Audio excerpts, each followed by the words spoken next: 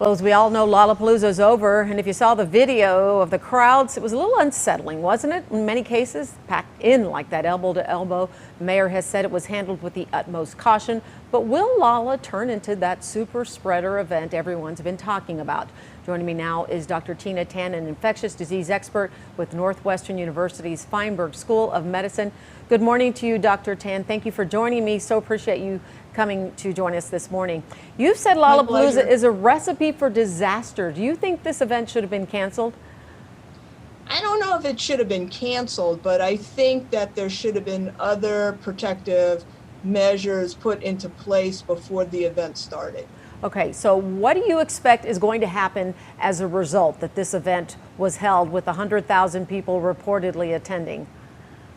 So, I think we'll have to wait and see, but, knowing how transmissible the Delta variant is, and, many of the pictures that you saw of the event showed people were not wearing masks, and they were really crowded into very large crowds in a very small space. So we'll have to see, but it would not be surprising if we see a surge in COVID cases in the next couple of weeks. Well, I want to talk about that a little more, but first I want to talk about Commissioner Arwady was on Good Day Chicago earlier this morning, and she talked about the need to watch what happens in the coming days. So I want you to hear what she had to say. Listen here.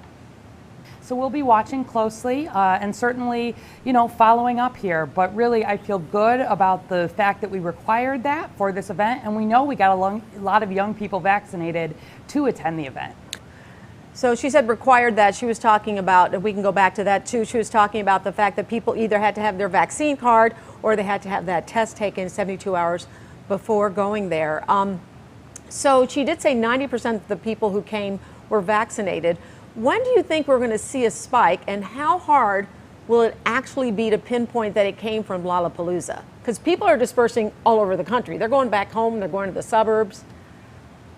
That's a great question. We do know that,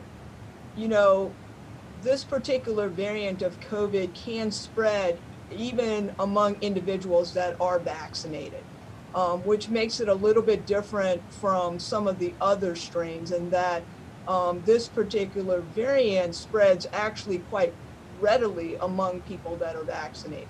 So, I think we'll have to watch closely, but I would suspect in the next couple of weeks is when you're starting to see some increase in the number of cases.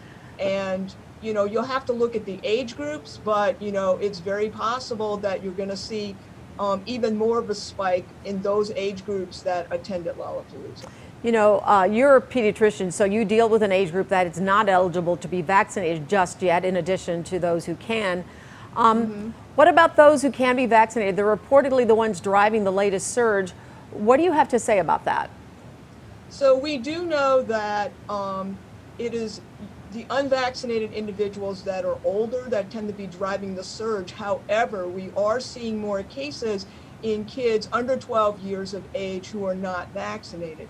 And that really points to the fact that children can be infected and they can transmit the virus. And even though they may only have mild symptoms, they are able to transmit the virus to other individuals. And then there are children who will get seriously ill with COVID. Dr. Tan, I'm curious, when you saw the pictures of Lolla, when you saw the video that we've been showing of people just packed in there, I want to know, honestly, what was your reaction? And you alluded to this earlier. What would you have done differently if it wasn't going to be canceled? What would you have recommended be required? I would have recommended that everyone going into that event wear a mask, regardless of your vaccination status. Yes, this is outdoors, but normally outdoors, you don't have 100,000 people that are in a certain area, that are in very, very close proximity and are unable to socially or physically distance. So I would have required that everybody wear a mask who's going into the event. Now, obviously, it's going to be very difficult to enforce that, but it really would have decreased the amount of potential transmission that occurred. And I'm curious, what's the difference between this and last year when we had the peaceful protests going on? People were packed in. it was kind of similar in that there were a lot of people in one space, and that never really created a huge surge, did it? It did not, but think about what these people are doing that are very different from the peaceful protests. So you have people that are yelling and screaming. You have people that are definitely in much closer proximity than what you saw during the peaceful protests. So I think this does make a difference. Plus, you have people that have brought their kids that were under 12 years of age to this particular event, and they're not vaccinated.